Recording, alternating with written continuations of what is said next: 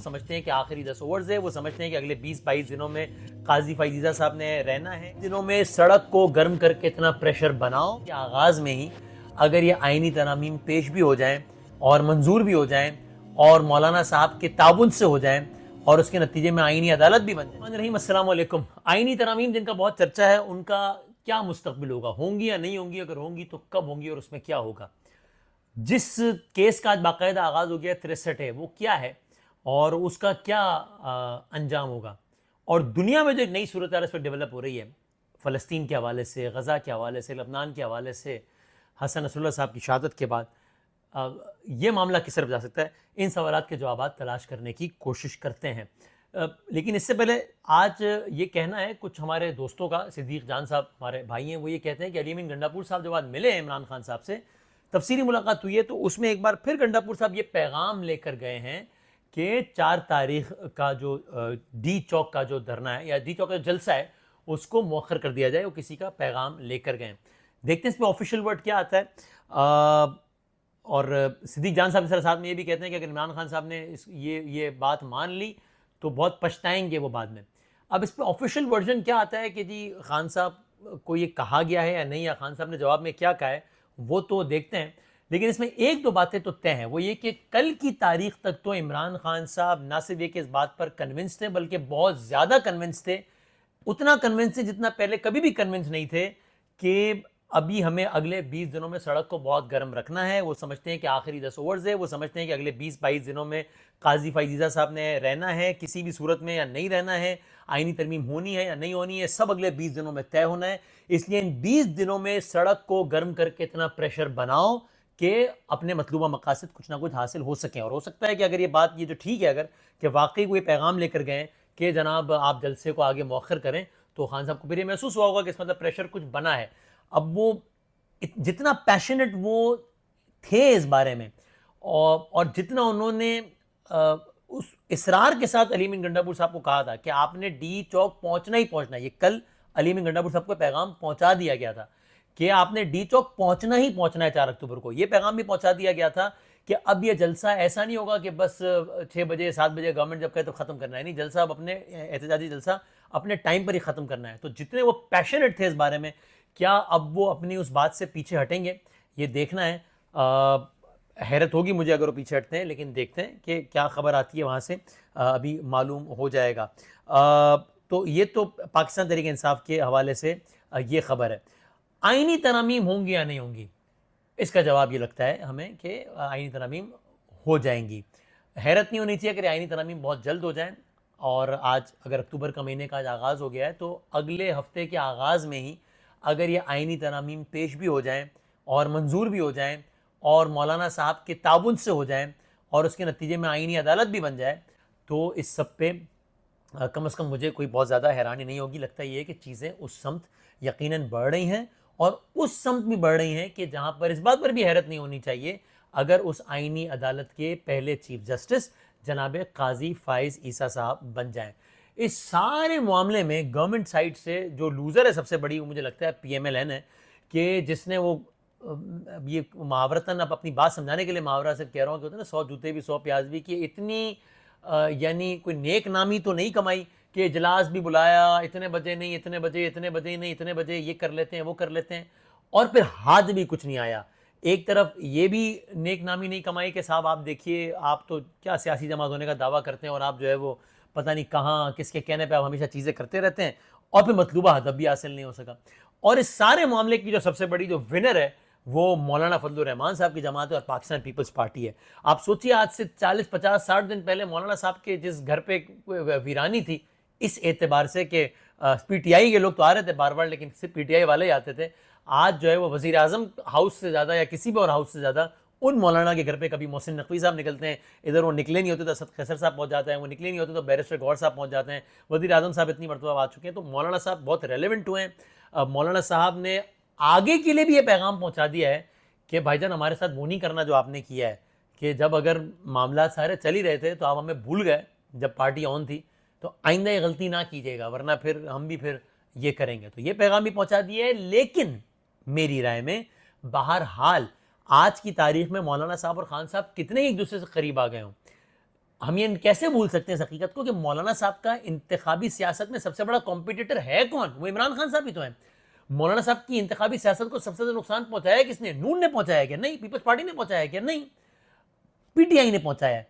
तो अगर मौलाना साहब को किसी भी अंदाज से कोई ऐसा मौका मिलता है कि जहां पर कुछ ऐसी चीजें हो जाएं कि जिसके नतीजे में पाकिस्तान तहरीक इंसाफ को मजीद नुकसान हो, तो क्या मौलाना साहब वो काम नहीं करेंगे? क्या करेंगे? मेरा ख्याल है ये जरूर है कि वो ये क्लेम करेंगे कि ये गवर्नमेंट जो मुसव्वल के वो क्लेम कर रहे हैं, तो और मजीद करेंगे कि गवर्नमेंट जो मुसव्वदा लाई थी वो तो बहुत ही खौफनाक था, हमने उसमें से सारी जो खौफनाक अनासिर थे वो सब निकाल दिए, अब तो ये मुसव्वदा तो बहुत जो है वो आइन और कानून और उससे करीब तर है। तो आईनी तरामीम का लगता है कि मामला ये होने जा रहा है। पीपल्स पार्टी ने इसमें किस तरह गेन किया? अगेन पीपल्स पार्टी कितनी रेलिवेंट हुई इस वक्त जो है वो बिलावल साहब जो है वो सब चीज़ के जो है वो मतलब एक तरीके से अलमबरदार बनकर सामने आ रहे हैं, और नून लीग का पता नहीं, और बिलावल साहब जो है वो आईनी तरामीम, यानी जैसे अगर इन आईनी तरामीम से किसी ने भी खुश होना है, मुतमईन होना है, तो वो बिलावल साहब को ज़्यादा दाद देगा कि बिलावल साहब किस तरह जो है वो आगे आके, नून का पता ही नहीं है, और बिलावल साहब कभी सिंध बार कभी कोयटा बार और यहाँ पे बात कर रहे हैं, एड्रेस कर रहे हैं, दिफा कर रहे हैं, बात कर रहे हैं, और उनके कंटेंट से आप इत्तेफाक या इख्तिलाफ कर सकते हैं, लेकिन बहरहाल मेरी अपनी राय है कि वो एक बहुत अच्छे स्पीकर हैं, और जो जो वक्त के साथ साथ उन्हें वो मकामी ज़बान पे भी ज़्यादा गलबा और मलका हासिल होता जा रहा है, तो वो ये उनकी सलाहियत उनको आगे मजीद काम आएगी। अगेन मैं कह रहा हूँ कंटेंट से, तर्ज सियासत से कोई इत्तेफाक कर सकता है, कोई इख्तिलाफ कर सकता है, अगरचे मैं ये भी समझता हूँ और कि इस वक्त पाकिस्तानी जो मेन स्ट्रीम पॉलिटिशियंस हैं उसमें मेच्योरिटी का अंसर अपनी एज के एतबार से बिलावल भुट्टो जरदारी साहब में मैं समझता हूँ कि खासा है, ज़्यादा है। और अगेन जब आप पूरी बात करें, बहुत सारा अनाज, जब आप किसी एक सियासतदान के एक एलिमेंट की बात कर रहे हो तो इसका मतलब ये नहीं है कि आप उसकी कुल्ली सियासत से इख्तिलाफ कर रहे हैं। तो चाहे वो गवर्नेंस के एतबार से सिंध के मामला हों या हालिया कुछ और चीज़ों, तो बहुत सारी बात हो सकती है, लेकिन अगर इस एक नुक्ते से देखें तो मेरा ख्याल है अपनी एज के एतबार से बहरहाल वो एक मेच्योर वो बातें कर रहे हैं, और ये चीज़ पाकिस्तान पीपल्स पार्टी को पार्लिमानी सियासत में, इंतखाबी सियासत में आगे मदद देगी। तो बिलावल साहब और मौलाना साहब इसमें गेन करेंगे। नून लीग का काम तो हो जाएगा आईनी अदालत जब बन जाएगी तो, लेकिन सियासी एतबार से नून लीग ने कोई ज़्यादा नेक नामी बिल्कुल भी नहीं कमाई, बल्कि बदनामी कमाई है इस सारे के सारे मामले में अपने ऊपर। अब सुप्रीम कोर्ट ऑफ पाकिस्तान में आज एक अहम केस की समाअत का बाकायदा आगाज हो गया। ये केस है आइन के आर्टिकल 63A से मुतालिक। हम कोशिश करेंगे कि एक वीडियो इस पर बनाएं कि आइन का आर्टिकल 63A, इसका बैकग्राउंड पूरे का पूरा क्या है तफसील से, और इसके क्या क्या असरात हुए हैं। लेकिन अभी मुख्तसरन यही कि पाकिस्तान के एक सदर थे, नाम था उनका आरिफ अलवी, पाकिस्तान के एक वज़ीर आज़म थे, नाम था उनका इमरान खान, और उनके खिलाफ जो है वो 2022 में तहरीक अदम एतमाद के चर्चे हुए, और उसमें यह भी लगा कि लोग फ्लोर क्रॉस करेंगे, उनकी अपनी पार्टी के लोगों को इमरान खान साहब के मुताबिक लालच देकर या डरा धमकाकर ये कहा जाएगा कि आप अपनी पार्टी के बंदे को नहीं बल्कि अपनी पार्टी के बंदे के खिलाफ तहरीक अदम एतमाद में वोट दें। इससे मुतालिक आइन की जो शिक थी उसको कहते हैं आइन का आर्टिकल 63A, जिसका खुलासा ये, उसकी अपनी तफसीलात हैं। उस तफसीलात को छोड़ते हुए खुलासा ये कि अगर कोई रुकने पार्लियामान मुनहरिफ होगा, अगर वोट इधर के बजाय उधर देगा पार्टी पॉलिसी के खिलाफ, तो फिर वो अपनी सीट से हाथ धो बैठेगा। ऐसे में सदर पाकिस्तान जनाब आरिफ अलवी साहब सदारती रेफरेंस के जरिए उस वक्त के सुप्रीम कोर्ट ऑफ पाकिस्तान को, यानी कि चीफ जस्टिस को, यानी कि अता बंदियाल साहब को मुखातिब करते हैं और कहते हैं कि आप इस आर्टिकल से मुतालिक 4 मेरे ये सवालात हैं, उनके तो आप जवाब दीजिए। वज़ीर आज़म पाकिस्तान की एडवाइस पर सदर मुमलिकत ऐसा करते हैं, एक रेफरेंस दायर करते हैं और कहते हैं कि सुप्रीम कोर्ट इस मामले में तशरीह करे। वो सवालात क्या थे, उनके क्या जवाब दिए गए, वो एक अलग कहानी, वो फिर हम किसी दिन आपकी खिदमत में वो अर्ज़ करेंगे। तो बहरहाल वो सदारती रेफरेंस चाहता है, 5 रुकनी बेंच बनता है, वो बेंच मुकर्रर होता है, उमर अता बंदियाल साहब चीफ जस्टिस होते हैं, इसके अलावा मुनीब अख्तर साहब होते हैं, उसमें एजाजुल एहसन साहब होते हैं, मंदू खेल साहब होते हैं, और मज़हर आलम मियाँ खेल साहब होते हैं। ये 5 अफराद होते हैं। फैसला आता है 3-2 से, और उस फैसले में कहा जाता है कि अगर कोई रुकन मुनहरिफ होगा, यहाँ के बजाय वहां वोट देगा, अपनी पार्टी से हट के वोट देगा, तो उसका वो वोट काउंट भी नहीं किया जाएगा और वो अपनी सीट से भी हाथ धो बैठेगा, यानी वोट काउंट भी नहीं होगा। इस पे 2 जज साहिबान ने इख्तलाफ किया, यानी कि मज़हर आलम मियाँ खेल साहब ने, मंदू खेल साहब, उन्होंने कहा कि ये तो ऐसे ही जैसे आपने आइन को ही रीराइट कर दिया है कि आप कह रहे हैं कि वोट ही काउंट नहीं होगा। मगर इसकी भी अपनी अलग डिटेल्स हैं। वो केस कई मराइल से गुजरते हुए अब नजर सानी के लिए मुकर्रर हो गया है। अब इस बेंच में कौन कौन है? इसमें फ़ाइद ईसा साहब है। अब इसमें इनिशियल बेंच में जो थे उमर अता बंदियाल साहब, वो नहीं है, ज़ाहिर रिटायर हो गए। इनिशियल बेंच में जो थे एजाज उल हसन साहब वो नहीं है, वो वक्त से पहले खुद रिटायर हो गए, वरना अगला चीफ जस्टिस उन्होंने बनना था फ़ाइज़ साहब के बाद, लेकिन अब वो नहीं है। इनिशियल बेंच में और कौन थे, मुनीब अख्तर साहब, वो भी नहीं है अब इस बेंच में, क्योंकि उन्होंने कहा है कि जनाब ये बेंच जिस प्रैक्टिस एंड प्रोसीजर कमेटी ने बनाया है वो ही कानून के मुताबिक नहीं चली है, वो उसकी अपनी डिटेल्स हैं सारी, और इसलिए मेरा बेंच से इख्तलाफ है, मैं अदम दस्तियाब हूँ। इसको मेरा रेस्क्यूअल ना समझा दे, लेकिन मैं अदम दस्तियाब हूँ। किस्सा मुख्तसर है कि मुनीब अख्तर साहब भी नहीं है अब इस बेंच में। अब इसमें कौन कौन है, मज़हर आलम मियां खेल साहब हैं, एडहॉक जज हैं, मंदू खेल साहब हैं। ये दो जज साहिबान तो पहले भी अपनी राय दे चुके हैं, इनिशियल बेंच में भी थे, अभी भी हैं, बाकी 3 मेंबरान तो है नहीं।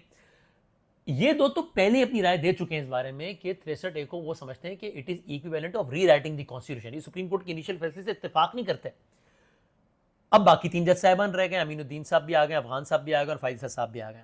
सो इसमें बिल्कुल हैरत नहीं होनी चाहिए अगर ये केस तेजी से आगे चले और 63A का जो सुप्रीम कोर्ट ऑफ पाकिस्तान का इनिशियल फैसला था वो रद्द हो जाए और 63A इस अंदाज से बहाल हो जाए कि अगर किसी रुकने पार्लियामान ने इनहिराफ किया है तो वो वोट जरूर काउंट होगा, उसके बाद उसके खिलाफ तादीबी कार्रवाई हो सकती है, वो अपनी रुकनीत से तो हाथ धो बैठ सकता है, लेकिन वो वोट काउंट होगा। और जब ये हो जाएगा अगर, तो फिर गवर्नमेंट के लिए एक और आसानी भी बन जाएगी कि फिर अगर पीटीआई के किसी मेंबर ने फ्लोर क्रॉस किया तो फिर वो उसका वोट बहरहाल काउंट हो जाएगा। अब जाहिर सी बात है इस वक्त जो माहौल है उसमें ये लगता नहीं है कि पीटीआई का कोई भी मेंबर दिलो जान से ये काम करने के लिए तैयार है। सो वो अगर ये काम करेगा तो फिर और वजूहात की बिना पर करेगा, जो कि कोई जमहूरियत के लिए कोई इतना नेक शुगून नहीं है, लेकिन बहरहाल हुकूमत के लिए ये आसानी ज़रूर हो जाएगी। इस पर भी अगर हमने आगे बढ़ना है तो कई चीज़ों का बहुत खुले दिल से जायज़ा लेना चाहिए कि जिस तरह मैं कह रहा हूँ कि अगर आज की तारीख में ऐसा होगा कि कोई रुकन यहाँ के बजाय वहाँ वोट देगा, पीटीआई का होते हुए पीटीआई के खिलाफ वोट देगा, तो ये कोई अच्छी बात नहीं होगी। इसी तरीके से ये भी रियलाइज़ करना चाहिए कि कल जब पीटीआई की गवर्नमेंट थी और उनके हक में जब कानून साजी हो रही थी और सेनेट में ये हुआ कि ऑन पेपर पता लग रहा था कि साहब मिसाल के तौर पर 64 अराकीन हैं जो कि हैं उस तरफ के, यानी तो किस्सा मुख्तसर जब ये था सेनेट के मामले में कि पीटीआई के या हुकूमत के उतने लोग थे ही नहीं, जब पीटीआई गवर्नमेंट में उतने लोग थे ही नहीं जितने वोट पड़ गए पीटीआई को। तो इसका मतलब क्या हुआ, इसका मतलब यही हुआ ना कि उस वक्त की जो अपोजिशन थी उसके कुछ लोगों ने यहाँ के बजाय यहाँ वोट दिया, यही हुआ ना। तो फिर क्या कहा गया, पीटीआई के लोगों ने उसको सेलिब्रेट किया, पीटीआई के मेंबरान ने, और उन्होंने कहा कि इन लोगों ने अपनी ज़मीर की आवाज़ के मुताबिक वोट दिया, इसमें क्या हर्ज है। नहीं, वो भी गलत था, क्योंकि ये भी एक सीक्रेट नहीं था कि वहाँ भी ज़मीर नहीं था, यहाँ भी ज़मीर नहीं है। मौलाना फजलुर रहमान साहब इस बारे में बड़ी एक तकरीर भी फरमा चुके हैं पार्लियामान में कि जहाँ वो कहते हैं कि देखना पड़ेगा कि ये वोट ज़मीर का होता है या एहतशाम ज़मीर का होता है। एहतशाम ज़मीर साहब कौन थे, ये आप पढ़ लीजिएगा और क्या मामला था उनका और इसका क्या बैकग्राउंड था। तो बहरहाल 63A की बात भी लगता है कि यूँ आगे चलते चलते ये फैसला आ जाएगा और हुकूमत के लिए आसानी हो जाएगी, अगरचे बहुत मुमकिन है कि गवर्नमेंट को इसकी ज़रूरत ना पड़े ज़्यादा और मौलाना साहब ही इसमें भरपूर ताउन फरमा दें और उसके नतीजे में एक आइनी अदालत अमल में आ जाए। आलमी अमन किस जानिब जा रहा है, वक्त अब कम रह गया है, तो बस क्विकली ये जो मेरी जो कुछ खारजा अमूर के माहिरीन से बात हुई या कल मुशाहिद हुसैन सैयद साहब से हमारी बात हुई और बाकी और लोगों से भी, सो एक चीज़ तो तय नज़र आती है कि अनफॉर्चुनेटली मुस्तकबिल करीब में हम कोई ज़्यादा पुरअमन दुनिया की जानिब नहीं बढ़ रहे, आगे मज़ीद लड़ाई है, आगे क्योस है। यह भी लगता है कि इसराइल अब यहाँ से पीछे हटने के इरादे में नहीं है, वो और आगे बढ़ने का सोच रहा है। अजब नहीं कि वो ये भी सोच रहा हो कि अब मैंने हमास और हिजबुल्लाह को ख़त्म करके ही वापस जाना है। इस हसन नसरुल्लाह साहब की शहादत ने उसका मोराल बूस्ट किया, वो और आगे जाएगा। लेकिन अगेन ये अभी कई माहिरीन से गुफ्तगू का खुलासा है और कुछ अपना तज्जिया कि ऐसा करना बहुत आसान नहीं होगा। टारगेट्स को हिट करना टेक्नोलॉजी की मदद से, शहादतों की तादाद बढ़ा देना, ये तो मुमकिन हो पाएगा, लेकिन सिरे से ख़त्म कर देना हमास और हिजबुल्लाह को, ये इतना आसान नहीं होगा।